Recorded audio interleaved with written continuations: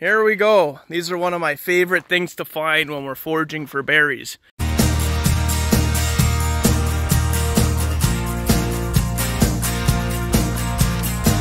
Hey guys, welcome to another video.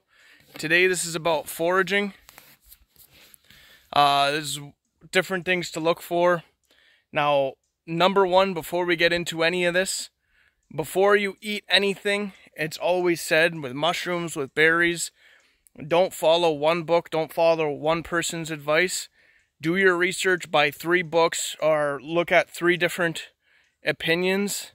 That way you know for sure, because they can be that dangerous. But I'm going to show you what I know for sure is edible, what's good for you, what to look out for. You're not looking for just edible food.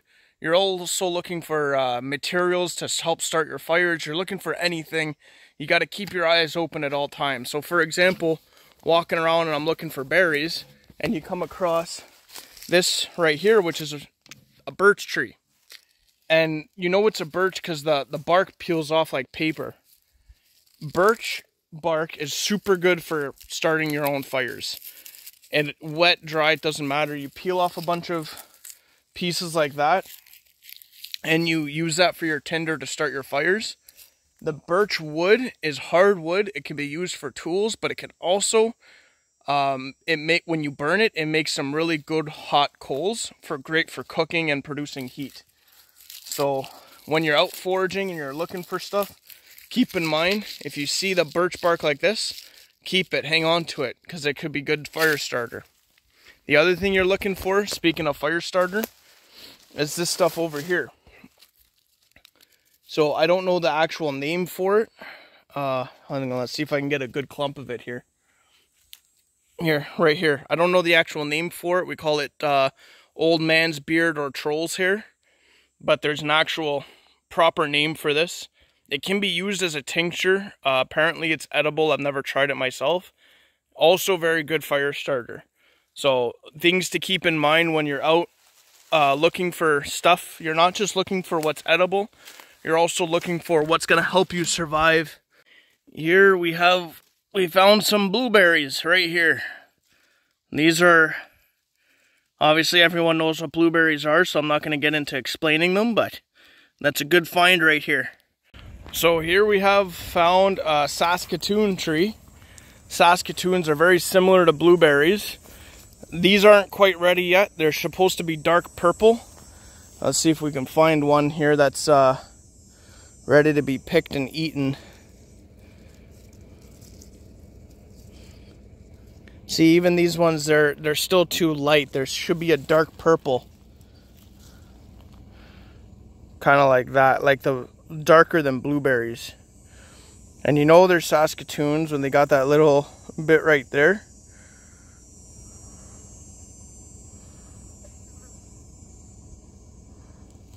So this is a Saskatoon berry. And they're very good for you. High in antioxidants, just like blueberries are. There's a good one right there. And they taste delicious. These right here, these are called rose hips. These are super healthy for you. And you can make teas out of them. People make jams out of them. Now typically you want them a bit darker red before you pick them. These are still a little early, but still edible. The only thing about these is if you break them open inside, I don't know if you'll be able to see it on the camera, but they have these tiny little hairs inside. The hairs can be used as itching powder, which means they will irritate you if you eat them.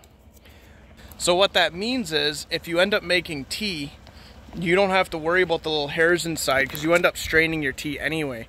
But if you're going to make jam with them, like some people make rose hip jam, then you got to crack them open and scoop out all the seeds and all the little hairs inside.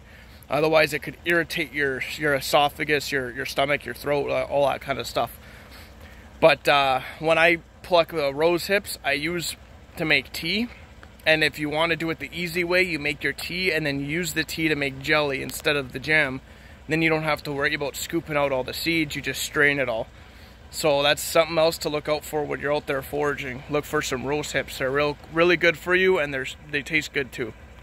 Here we go. These are one of my favorite things to find when we're foraging for berries. These tiny little red things here. And these are called pin cherries. Not to be confused with real cherries. They're not sweet. They're more like cranberries in flavor. It almost looks like a tiny little cherry. And then when you break it open, inside, it's full of one big seed inside. I don't know if you can, how well you can see that. There we go.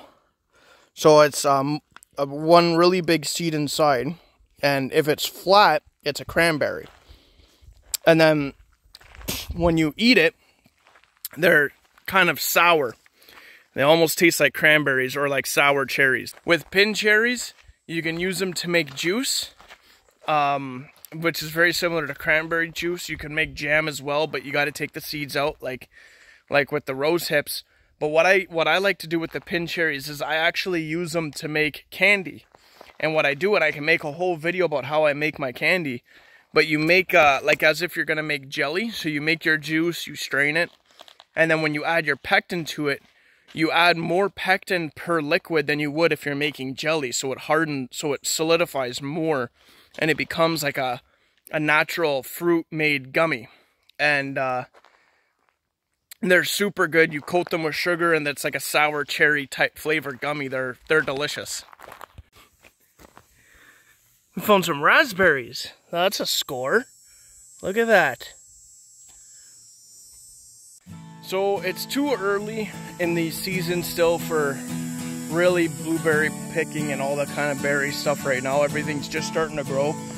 We were able to get some stuff, but if you look closely, it's not enough of each individual item. So we're putting them together, and we're just gonna make a tea out of all of them. Blueberries, we found some raspberries, the pin cherries, and the rose hips. We weren't able to get any Saskatoons because they're not fully grown yet. But like I said, it's just a little early. We had a late winter, so the berries are a little behind. Give it another week or two and we'll be going full throttle probably. So I put everything I got into one tea, everything all together. This is how it looks in the end. It smells delicious. That was our foraging for the day. That's what we got. Wow. For now, once the berries get rolling good, we'll have more to go. But don't forget to like and subscribe. Hopefully you enjoyed the video.